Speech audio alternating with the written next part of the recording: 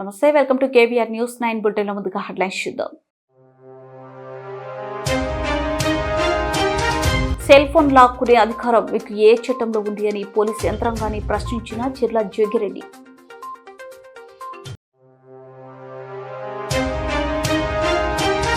నెయ్యి నాణ్యతను కొలిచే ప్రమాణాలను మా హాయంలోనే పెంచాం. అంబాటి రాంబాబు గుంటూరు జిల్లా వైఎస్ఆర్సీపీ అధ్యక్షులు.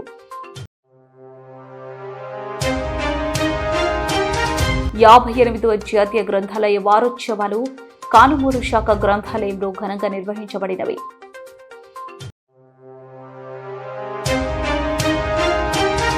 రైతు సంక్షేమమే కూటమి ప్రభుత్వ లక్ష్యం. ప్రభుత్వ చీఫ్ విప్ జీవి ఆంజనేయులు. సెల్ ఫోన్ లాక్కునే అధికారం మీకు ఏ చట్టంలో ఉంది అని పోలీసు యంత్రాంగాన్ని ప్రశ్నించిన చిర్ల జగ్గిరెడ్డి. జగన్ ఇచ్చిన స్థలంలో వాళ్ళు ఇల్లు కట్టుకుంటే వెళ్లి ఫోటోలు దిగడానికి మీ పచ్చ పార్టీ నేతలకు సిగ్గులేదా? అధికార పక్షం ప్రతిపక్షాలు విమర్శలు చేసుకుంటున్నారు, కానీ ఎవరైనా గౌరవం ఇచ్చి పుచ్చుకోవాలి. అందులో ఎవరు తప్పైనా నేను వాళ్ళని సమర్థించను.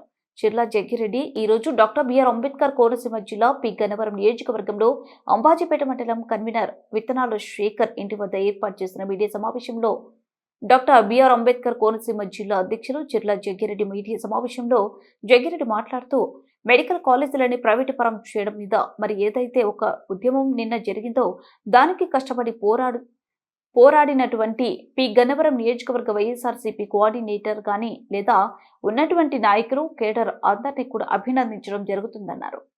ప్రజలకు అవసరమైనటువంటి ఈ మెడికల్ కాలేజీలు ప్రజల యొక్క ఆస్తులు ప్రజలకే దక్కాలనేటువంటి ఒక ప్రతిపక్షం యొక్క వినతి కనీసం ఇక్కడ ఒక ఆర్డీఓ గారికి కానీ లేదా ఎంఆర్ఓ గారికి కానీ ఇవ్వడం కూడా కుదరదనే విధంగా ఇక్కడ ప్రతిపక్షాలు ఇక్కడ కోఆర్డినేటర్ మీద, మండల కన్వీనర్ల మీద, అదేవిధంగా ఉన్నటువంటి మాజీ ఎమ్మెల్యే గారి మీద, ఇంకా ఉన్నటువంటి మరి కార్యకర్తల మీద వారు చేసినటువంటి కార్యక్రమాల్ని తీవ్రంగా ఖండిస్తూ ఉన్నాం. ఇవాళ ఏదైతే నాయకుల యొక్క బాధ్యత, ప్రతిపక్షాలు అధికార పక్షం, ప్రతిపక్షం ప్రజల్లో పడుతున్న ఇబ్బందుల్ని ఒక విమర్శ రూపంలో చేస్తే దానికి ప్రభుత్వాలు సరి చేసుకుని అవసరమైతే తగినటువంటి పాలన అందించడం ప్రభుత్వం యొక్క బాధ్యత. అంతేగాని నిన్న ఏదైతే ఈ మెడికల్ కాలేజీ మీద ఒక రిప్రజెంటేషన్ ఇవ్వడానికి మరి కోఆర్డినేటర్ గారు కానీ ఇతరులు బయలుదేరి వెళ్తూ ఉంటే దానికి పోలీసులు వ్యవహరించినటువంటి తీరు, డాక్టర్ బిఆర్ అంబేద్కర్ కోనసీమ జిల్లాలో పోలీసులు వ్యవహరించిన తీరుని తీవ్రంగా మేము ఖండిస్తూ ఉన్నాం. ఎందుచేతంటే వారిని ఆపడం తప్పు కాదు, కానీ వారు వెళుతూ ఉంటే ఇక్కడ ఉన్నటువంటి కోఆర్డినేటర్ గారి యొక్క సెల్ ఫోన్ సైతం లాగేసుకుని సాయంత్రం మళ్ళీ మీ ఇష్టానుసారంగా మీరు ఇవ్వడం అంటే నేను ఇక్కడ ఉన్నటువంటి జిల్లా ఎస్పీ గారిని, పోలీస్ యంత్రాంగాన్ని అంతా కూడా అడుగుతున్నా, ఏ చట్టంలో మీకే అధికారం కల్పించారో అని అడుగుతున్నాను. ఒక కోఆర్డినేటర్ యొక్క సెల్ ఫోన్ కూడా లాగేసుకుని అతన్ని నిర్బంధించి మరి మీ ఇష్టానుసారంగా మీరు ఆ సెల్ ఫోన్ మళ్ళీ సాయంత్రం పంపించడం అంటే ఇంత దుర్మార్గమైనటువంటి పాలన ఇంకెక్కడైనా ఉంటుందని నారా చంద్రబాబు నాయుడు గారు ఈ రోజున ఏదైతే మీరు మీ యొక్క తాబేదారులకి ప్రైవేట్ మెడికల్ కాలేజీలు ప్రభుత్వం ద్వారా వైద్యం అందాల్సినటువంటి కాలేజీలని ఈ రోజుని తాబేదారులకి అమ్మేసుకునేటువంటి కార్యక్రమం నువ్వు చేస్తూ ఉంటే, దాన్ని ప్రజల పక్షాన నుండి పోరాటం చేస్తూ ఉంటే వాటిని నువ్వు ఈ రకంగా కబంధ హస్తాలతో తొక్కాలనేటువంటి ఆలోచన ఎంతవరకు సవ్వని అడుగుతున్నాను. అలాగే ముఖ్యంగా ఇక్కడ ఏదైతే ఒక విమర్శ కూడా ఏదో వచ్చింది, అధికార పక్షం ప్రతిపక్షాలు విమర్శలు చేసుకుంటారు, వీళ్ళకేం ఆస్తి తాగేదాలు కాదు, ఎవరైనా గౌరవం ఇచ్చిపుచ్చుకోవాలి, అందులో ఎవరి తప్పైనా నేను దాన్ని సమర్థించట్లా. కానీ ఇక్కడ ఉన్నటువంటి నాయకులు మరి ఏదైతే ఈ రోజున నిన్న కోఆర్డినేటర్ గారు కానీ మొన్న మాట్లాడినటువంటి మాట కూడా ఏదైతే ఆరోగ్యశ్రీని ఈ యొక్క నారా చంద్రబాబు నాయుడు గారు నిర్వీర్యం చేస్తున్నటువంటి మాట మాట్లాడారో, లేదా సీఎం రిలీఫ్ ఫండ్లో కొంత అవినీతి జరిగిందనే మాట మాట్లాడారో, మరి దాన్ని వాళ్ళు మేము కూడా అడుగుతున్నాం. ఏదైతే ఈ రాష్ట్ర వ్యాప్తంగా నారా చంద్రబాబు నాయుడు గారు మరి జగన్మోహన్ రెడ్డి గారు ఉన్నప్పుడు ఈ రాష్ట్రంలో ఆరోగ్యశ్రీ ఏ రకంగా ఉంది, ఈ రోజున మీరు దశల వారీగా ఈ ఆరోగ్యశ్రీ కార్యక్రమాన్ని మీరు మరి నిర్వీర్యం చేస్తున్నటువంటి మాట వాస్తవం కాదా నారా చంద్రబాబు నాయుడు గారు అని అడుగుతున్నాం. ఈ రోజున ఏదైతే ఆరోగ్యశ్రీ ద్వారా సుమారు 3,250కి సంబంధించిన ప్రొసీజర్లు హాస్పిటల్లో ఉచితంగా చేసేవారు. ఈ రోజున్న పరిస్థితిలో ఏ పేదవాడు హాస్పిటల్కి వెళ్ళినా ఆరోగ్యశ్రీకి ప్రభుత్వం డబ్బు కట్టట్లేదు కాబట్టి మీరు డబ్బు కట్టి చేయించుకోవాలని ఉచితంగా అయ్యేటువంటి సేవను కూడా ఈ రోజున మరి హాస్పిటల్లో డబ్బులు కట్టించుకుంటున్న మాట వాస్తవం కాదని అడుగుతున్నాం. అలాగే గతంలో మరి ఎవరైతే ఉన్నటువంటి మరి ఈ పక్షవాతం వచ్చినటువంటి వారికి మరి ఆరోగ్య ఆసరా ద్వారా జగన్మోహన్ రెడ్డి గారు నెలకు 5,000 రూపాయలు చొప్పున 6 నెలలకి 30,000 రూపాయలు సాయం చేసేవారు. ఇవాళ మీరు అది చేస్తున్నారా అని అడుగుతున్నాం. ఇన్ని ప్రొసీజర్లు అన్నీ కూడా ఆపేసి ఒకవైపున సుమారు 2,500 కోట్ల రూపాయలు ప్రభుత్వ హాస్పిటల్కి రావాల్సిన డబ్బుల్ని కావాలని ఆపేసి దశల వారీగా దీన్ని నిర్వీర్యం చేయడం కోసం, రెండోది ఏదైతే ఇప్పటివరకు కానరానటువంటి ఇన్సూరెన్స్ అందరికీ చేసేస్తున్నానని చెప్పి దాన్ని ప్రొసీజర్లు కూడా తగ్గించేసేటువంటి కార్యక్రమం నారా చంద్రబాబు నాయుడు గారు చేస్తున్న మాట వాస్తవం కాదని అడుగుతున్నాం. ఇవాళ ప్రజలంతా కూడా హాస్పిటల్కి వెళ్ళి వారికి అక్కడ ఆరోగ్య డబ్బులు ప్రభుత్వం కట్టట్లేదు కాబట్టి మీరు డబ్బులు కట్టి చేయించుకోండి అని చెబుతూ ఉంటే వారు ఈ రోజున అప్పుల పాలైపోతున్న మాట వాస్తవం కదా ఈ రాష్ట్రంలో. మరి అటువంటి వారు మీకు కావలసిన వారికి ఎవరైతే తెలుగుదేశం పార్టీ సభ్యత్వం ఉన్న వారికో లేకపోతే 1-2 నెయ్యి నాణ్యతను కొలిచే ప్రమాణాలను మా హాయంలోనే పెంచాం. నెయ్యి ఖరీదు బట్టి నాణ్యత నిర్ధారిస్తే చంద్రబాబు హయాంలో వాడింది అంత కల్తీ నెయ్యి. అంబటి రాంబాబు, గుంటూరు జిల్లా వైఎస్ఆర్సీపీ అధ్యక్షులు. పారామీటర్స్ విషయంలో, నెయ్యి సరఫరా విషయంలో పారామీటర్స్ నిర్ణయించేటటువంటి క్రమంలో 2016లో 8 పారామీటర్స్ ఉన్నాయి. అదే 2019కి వచ్చేటప్పటికి 9 పారామీటర్స్ పెట్టాం. అదేవిధంగా 2023కి వచ్చేటప్పటికి 10 పారామీటర్లు, అలాగే 2024 వచ్చేసరికి 16 పారామీటర్లు. అంటే కండిషన్స్, క్వాలిటీని చెక్ చేసుకునేటటువంటి విధానాన్ని పగడ్బందీగా చేసినటువంటి ఘనత వైఎస్ఆర్ కాంగ్రెస్ పార్టీ అధికారంలో ఉన్నప్పుడు, వైవి సుబ్బారెడ్డి గారు చైర్మన్గా ఉన్నప్పుడు మాత్రమే ఈ క్వాలిటీ విషయంలో అతి జాగ్రత్తలు తీసుకున్నటువంటి సందర్భాన్ని కూడా ఈ సందర్భంగా నేను చెప్పదలుచుకున్నా. చంద్రబాబు నాయుడు గారు ఏమన్నారంటే అసలు 3,000 పెట్టండి మంచి కల్తీ లేని నెయ్యి రాదు అన్నాడు. మరి రామోజీరావు గారి పేపర్ ఏమో కనీసం 1,000 రూపాయలు 1,600 ఉంటే కానీ రాదు అన్నారు. వాళ్ళు చంద్రబాబు నాయుడు గారు 2014లో అంటే జగన్మోహన్ రెడ్డి గారు అధికారంలోకి రాకముందు ఆయన ప్రభుత్వంలో ఎంత కొన్నారో తెలుసా? 276 రూపాయలు కొన్నారు. దానికి సమాధానం లేదు. ఈ విధంగా రేటును బట్టి కల్తీ అని నిర్ణయించేటటువంటి పరిస్థితికి వస్తే ఆ చంద్రబాబు నాయుడు వాడినంత కల్తీ నెయ్యిగానే భావించాలా, అవసరం లేదా? ఇవాళ ఆమె తగదనే ఏం పోయేగానం వచ్చిందండి. మెమోరాండాన్ని తీసుకెళ్ళి సంతకం పెట్టి ఆర్డీఓకి ఇచ్చి తిరిగి వచ్చేస్తాం కదా. ఇదే కదా మేము చేసేది. మేము లాండ్ ఆర్డర్ ప్రాబ్లం క్రియేట్ చేశామా? పెద్ద పెద్ద బ్యారికేడ్స్ పెట్టి 30-40 మంది పోలీసులు పెట్టి మమ్మల్ని రెచ్చగొట్టి మా మీద కేసు పెట్టి మమ్మల్ని లోపలేద్దాం అనుకుంటున్నారు. ఏంటి చూస్తాం, సిద్ధంగా ఉన్నామని చెప్పాం కదా. ఎందుకు ఇన్నిసార్లు రెచ్చగొడతారు నాకు అర్థం కాలేదు. ఒక ప్రజా ఉద్యమాలు నిర్మించేటటువంటి రాజకీయ నాయకుడిని మీరు అనచాలని ప్రయత్నం చేస్తే కళ్ళు మూసుకోము, నోరు మూసుకోము అనేది కూడా పోలీసు వారికి హెచ్చరిక చేస్తున్నా. 58వ జాతీయ గ్రంథాలయ వారోత్సవాలు కృష్ణా జిల్లా బాపులపాడు మండలం కానుమూలు శాఖ గ్రంథాలయంలో ఘనంగా నిర్వహించబడినవి. నెహ్రూ దినోత్సవం సందర్భంగా చాచా నెహ్రూకు గ్రామ సర్పంచ్ ఎన్నికపల్లి సీతమ్మ జ్యోతి ప్రజ్వలన గావించిగా ముఖ్య అతిథిగా విచ్చేసిన Andhra Pradesh road development corporation director Garikapati Shivshankar మాట్లాడుతూ నెహ్రూ మన దేశానికి చేసిన సేవలు అనిర్వచనమని, మన నెహ్రూకి బాలికలు అంటే చాలా ఇష్టమని, అందుకే ఆయనను చాచా నెహ్రూ అంటారని, ఆయన జన్మదిన సందర్భంగానే వాళ్ళ దినోత్సవం జరుపుకుంటారని నివాళులు అర్పించడం జరిగింది. ఈ కార్యక్రమంలో కార్పొరేట్ బ్యాంక్ ప్రెసిడెంట్ దాన్నే దుర్గారావు, మాజీ సర్పంచ్ చింతల అప్పారావు, జిల్లా పరిషత్ హైస్కూల్ ప్రధానోపాధ్యాయులు, ఆయుర్వేద వైద్యాధికారిణి డాక్టర్ వాహిని మరియు రాణా వెల్ఫేర్ సొసైటీ అధ్యక్షులు శంకర సాంబశివరాయల్ రెడ్డి, శ్రీనివాసరావు పాల్గొన్నారు. ఈరోజు ఈ కార్యక్రమం స్టార్ట్ చేసుకున్నాము. ఈ కార్యక్రమం భాగంగా ఈ వారం రోజులు ఈ కార్యక్రమాలు జరుగుతాయి. ఈ కార్యక్రమంలో తొలి రోజు మనం అప్పటి ప్రధాని జవహర్లాల్ నెహ్రూ గారు జన్మదిన సందర్భంగా చిల్డ్రన్స్ డే జరుపుకోవడం ఈ శుభపరిణామంగా నేను భావిస్తున్నాను. అసలు ప్రపంచవ్యాప్తంగా ఈ చిల్డ్రన్స్ డే అనేది నవంబర్ 20వ తారీఖున జరుపుకుంటారు అందరూ.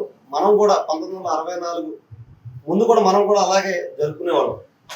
కానీ మనం నవంబర్ 14న చిల్డ్రన్స్ డే జరుపుకోవడం వల్ల ప్రధాన కారణం జవహర్లాల్ నెహ్రూ గారికి చిన్నపిల్లలు అంటే అమితమైన ప్రేమ, వాళ్ళంటే చాలా ఇష్టం. చిన్నపిల్లలు కూడా అందరూ ఆయన్ని చాచా నెహ్రూగా పిలుచుకునేవాళ్ళు. మనకి నెహ్రూ గారి పిల్లల మీద ఇష్టంతో 1964లో అప్పుడు పార్లమెంట్లో ఒక చట్టం తీసుకొచ్చారు. పిల్లలకి బాగా ఇష్టమైన కాబట్టి నెహ్రూ గారికి ఆయన పుట్టినరోజున నవంబర్ 14వ తారీఖు 1889లో ఆయన జన్మించారు. ఆయన గుర్తుగా పార్లమెంట్లో చట్టం తీసుకొచ్చి ఆయన పుట్టినరోజున చిల్డ్రన్స్ డే పెట్టాలని ఆ రోజు తీర్మానించడం జరిగింది. అప్పటి నుంచి మనం కూడా నవంబర్ 14న ఈ చిల్డ్రన్స్ డే జరుపుకుంటున్నాం. ఈ చిల్డ్రన్స్ డే అనేది పిల్లల విద్య పట్ల మన అవగాహన కల్పించడం, పిల్లలు చదువుతో పాటు వాళ్ళ మానసిక ప్రశాంతత, వాళ్ళ హక్కులు, వాళ్ళకి భద్రత ఇవన్నీ కూడా కల్పించాలి. దీన్ని కల్పించాలంటే మన తల్లిదండ్రులతో పాటు, ఉపాధ్యాయులతో పాటు, విద్యా కమిటీలు, లాంటి నాయకులు, ప్రజలందరూ కూడా దీన్ని బాధ్యతగా స్వీకరించి పిల్లల పట్ల మనం మంచి ప్రేమతో బాధ్యతగా మెలగాలని నేను మనస్ఫూర్తి కోరుకుంటున్నాను. నవంబర్ 14 చాచా నెహ్రూ జన్మదిన సందర్భంగా మన కాన్మూరు లైబ్రరీ, మరి మన గ్రామంలో అన్ని ఆఫీసులు, library, register office, post office, high school, Ayurveda hospital, మరి అన్ని స్వతంత్ర రానికతమే మన కాన్మూరులో ఈ ఆఫీసులోకి రావడానికి మరి అప్పుడు పెద్దలు తీసుకురావడం. ఈ చుట్టుపక్కల గ్రామాలు కూడా కాన్మూరులో ఒక ప్రత్యేకత ఉంది. ఎందుకంటే ఇది ఒక సెంటర్. అప్పుడు మీ అందరూ తెలియకపోవచ్చు. ఎందుకంటే ఇక్కడ లైబ్రరీ రావడం అనేది చదువుకోవడానికి లైబ్రరీలో అనేక విషయాలు, అనేక బుక్స్ ఉండేవి, చాలా బుక్స్ ఉండేవి. ఇప్పుడు కూడా వాటిని మెయింటైన్ చేస్తున్నారు. ఈ విధంగా మనం ఇవాళ 58వ లైబ్రరీ వారోత్సవాలు జరుపుకోవడం కాన్మూరులో 4 రోజుల పాటు జరుగుతాయి. మరి వీటి భాగంలో మరి లైబ్రరీ గారు సంవత్సరము కూడా గ్రంథాలయ వారోత్సవాలు నవంబర్ 14 నుంచి 20వ తారీఖు వరకు చేసుకుంటూ ఉంటాము. ఎందుకంటే మరి స్వాతంత్రం రాకముందు మనకి ఇలా ఎప్పుడైతే ఫోన్స్ లేకపోతే టీవీలు ఇలాంటి సమాచార వ్యవస్థ చాలా ఉంది. అప్పటి రోజుల్లో మరి సమాచారం అందాలి అంటే మనకి పుస్తకాల ద్వారానే మనకి. అందుకని చెప్పేసి అయ్యంకి వెంకటరమణయ్య ఇలాంటి వాళ్ళందరూ ఈ గ్రంథాలయ ఉద్యమాన్ని మహా ఉధృతంగా నడిపి మనకి ఆ రోజుల్లో ఆ స్వాతంత్ర ఉద్యమానికి సంబంధించినటువంటి విషయాలు కూడా మనకి పుస్తకాల ద్వారా వెళ్తూ ఉండేవి. మరి అప్పుడు ఒక లైబ్రరీ అనేటటువంటిది మనకి దేవాలయం లాగా ఉండేది అనమాట. ఏమైనా మేము చదువుకున్నప్పుడు కూడా పేపర్స్ కానీ, న్యూస్ పేపర్స్ కానీ, లేకపోతే ఎంప్లాయ్మెంట్ న్యూస్ కానీ, లేకపోతే ఉద్యోగ విషయాలు అని ఇలాంటివన్నీ కూడా కాంపిటేటివ్ ఎగ్జామ్స్కి వెళ్ళాలంటే లైబ్రరీకి వచ్చి అక్కడ ఉన్నటువంటి చాలా రకాలైనటువంటి రిసోర్సెస్ తీసుకుని వాటిని ప్రిపేర్ చేసుకుని చేయడం జరిగేది. అయితే కాలక్రమేణా ఇప్పుడు ఆ బుక్స్ ప్లేస్ లో మనకి సెల్ ఫోన్లు, టీవీలు ఆక్యుపై చేయడం వల్ల మరి సార్ అన్నారు కదా ఇప్పుడు ఎందుకని తగ్గింది అంటే మనం ఇంట్లోనే cell phones, social media, cell phones ద్వారా లేకపోతే, కానీ పుస్తకం మాత్రం వాటిని ఎప్పటికీ రీప్లేస్ చేయలేదు. మరి మా బాలబాలికలు ఇక్కడ ఉన్నారు కాబట్టి ఎక్కువగా మా హస్బెండ్ అయితే ఈజ్ ఎ గుడ్ రైటర్ అనమాట. He wrote so many books. So ఆ వాల్యూ ఏంటో నాకు చాలా బాగా తెలుసు. పిల్లలు ముఖ్యంగా చెప్పేది మీకు అదే, కాసేపు ఫోన్ చూడటం కన్నా ఒక చిన్న పుస్తకం, మీకు అది జనరల్ నాలెడ్జ్ బుక్ అవనివ్వండి, any kind of book which is useful for your future, అర్థమైందా? అలాంటి బుక్. నమస్తే, welcome to NVTV 24/7 news channel. రాష్ట్రంలో రైతు సంక్షేమానికి, అభివృద్ధికి కూటమి ప్రభుత్వం అహర్నిశలు కృషి చేస్తుందని ప్రభుత్వ చీఫ్ విప్ సీనియర్ శాసనసభ్యులు జీవి ఆంజనేయులు అన్నారు. సావల్యాపురం మండలం బొందిలపాలెం గ్రామంలో గురువారం వ్యవసాయ శాఖ నిర్వహించిన సామూహిక ఎలుకల నిర్మూలన కార్యక్రమానికి ఆయన ముఖ్య అతిథిగా హాజరై రైతులకు ఉచితంగా ఎలుకల నిర్మూలన మందులు అందజేశారు. ఈ సందర్భంగా ఆయన మాట్లాడుతూ సామూహిక ఎలుకల నివారణ చేపట్టి పంటలను కాపాడుకోవాలని కోరారు. రైతులకు పంట రుణాలు, విత్తనాలు, ఎరువులు, వ్యవసాయ పరికరాలు సకాలంలో అందిస్తూ రైతు సంక్షేమ లక్ష్యంగా సీఎం చంద్రబాబు నాయుడు పనిచేస్తున్నారన్నారు. గత 5 ఏళ్ల వైసీపీ పాలనలో రైతులను గాలికి వదిలేశారని, ఎన్డీఏ పాలనలో రైతులు ఆర్థిక ప్రగతి సాధించేందుకు 90% రైతుపై డ్రిప్ ఇరిగేషన్, మైక్రో న్యూట్రైన్లు, వ్యవసాయ పరికరాలు అందించడమే కాక ఆధునిక వ్యవసాయాన్ని ప్రోత్సహిస్తూ రైతు అధిక దిగుబడి ఆదాయం పెంచే విధంగా ప్రభుత్వం కృషి చేస్తుంది. ఎన్డీఏ ప్రభుత్వం ఈ రోజు ఇస్తున్నాం. 90% సబ్సిడీలో డ్రిప్ ఇరిగేషన్, అంటే డ్రిప్ ఇరిగేషన్ వల్ల నీరు తక్కువ పడుతుంది, దిగుబడి బ్రహ్మాండంగా వస్తుంది, తక్కువ ఎరువులతో కూడా బాగా పండించవచ్చు. ఆ విధంగా డ్రిప్ ఇరిగేషన్ వల్ల ఉపయోగాలు ఉన్నాయి. ఎన్డీఏ ప్రభుత్వం సబ్సిడీలో ఇచ్చాము. తైవాన్ స్పేర్లు, నీళ్ళ ఇంజన్లు, ట్రాక్టర్లు, వ్యవసాయ పరికరాలు, ట్రాక్టర్ నాగళ్లు, గొర్రెలు, ఈ విధంగా అనేక వ్యవసాయ పరికరాలని రైతులకి సబ్సిడీలో ఇచ్చింది. ఆ రోజు ఇచ్చింది 2014-19లో, మళ్ళీ ఈ రోజు ఇస్తుంది ప్రభుత్వం, ఎన్డీఏ ప్రభుత్వం. దీనివల్ల రైతులకు లబ్ధి జరుగుతుంది, రైతులకు మేలు జరుగుతుంది. రైతులు ఆర్థిక ప్రగతే దేశ ఆర్థిక ప్రగతి అవుతుంది, రాష్ట్రం ఆర్థిక ప్రగతి అవుతుంది. రైతులు బాటలో ఉంటే రాష్ట్ర తలసరి ఆదాయం పెరుగుతుంది. అందుకే మన ముఖ్యమంత్రి చంద్రబాబు గారు ఎప్పుడు కూడా రైతుల ఆర్థిక ప్రగతి గురించి నిరంతరం ఆలోచిస్తారు మన ముఖ్యమంత్రి చంద్రబాబు గారు. అందుకే ఈరోజు సకాలంలో ఎరువులు, విత్తనాలు అందుబాటులో తీసుకొచ్చారు. అలాగే మైక్రోన్యూట్రియంట్లు ఉచితంగా ఇవ్వడం, కానీ మైక్రోన్యూట్రియంట్లు అందజేయడం, డ్రిప్ ఇరిగేషన్ ఇవ్వడం, ఇవన్నీ కూడా ఈరోజు ఎన్డీఏ ప్రభుత్వం రైతు సంక్షేమ ప్రభుత్వం. ఈరోజు రైతు సంక్షేమ ప్రభుత్వం రాష్ట్రంలో ఉంది.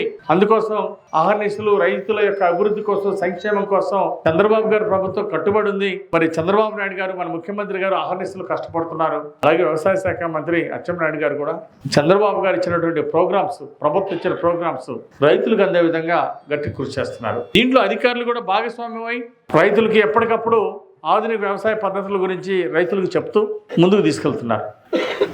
నేను ఇప్పుడు ఆధునిక వ్యవసాయంలో రైతులు బాగా సంపాదించాలి అంటే, ఎప్పుడు వరి పంట పండితే ఏముంది, సంవత్సరానికి ఎంత మిగులుతున్నాయి? ఈరోజు అన్నీ బాగుంటే ఎకరానికి 25,000 నుండి 30,000 ఆదాయం వరి పంట మీద. మరి ఒక్కోసారి మళ్ళీ వర్షాలు ఎక్కువ వరి పడిపోతే దిగుబడి తగ్గిపోద్ది. ఈ విధంగా రకరకాల సమస్యలు ఉన్నాయి. కానీ మీ అందరికీ ఒకటే విజ్ఞప్తి చేస్తున్నా, పళ్ళు నేలలు వదిలేసి, వాగు పారంబాకులు వదిలేసి, లోతట్టు ప్రాంతాలు వదిలేసి, మెరక ప్రాంతాలను గనక బోరు నీళ్ళు వచ్చిన కాడ, నీళ్ల సదుపాయం ఉన్న కాడ మరి ఉద్యాన పంటలు పండించుకుంటే కాసేపు రైతుల ఆర్థిక ప్రగతికి బాటలు వేయాలనే చంద్రబాబు గారి ఆలోచన. బులెటిన్ ముగించే ముందు హెడ్లైన్స్ మరోసారి. సెల్ ఫోన్ లాక్కునే అధికారం మీకు ఏ చట్టంలో ఉంది అని పోలీసు యంత్రాంగాన్ని ప్రశ్నించిన చిర్ల జగ్గిరెడ్డి.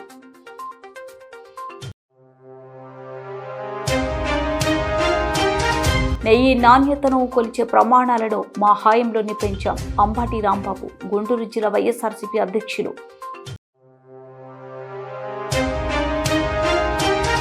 58వ జాతీయ గ్రంథాలయ వారోత్సవాలు కానుమూరు శాఖ గ్రంథాలయంలో ఘనంగా నిర్వహించబడినవి.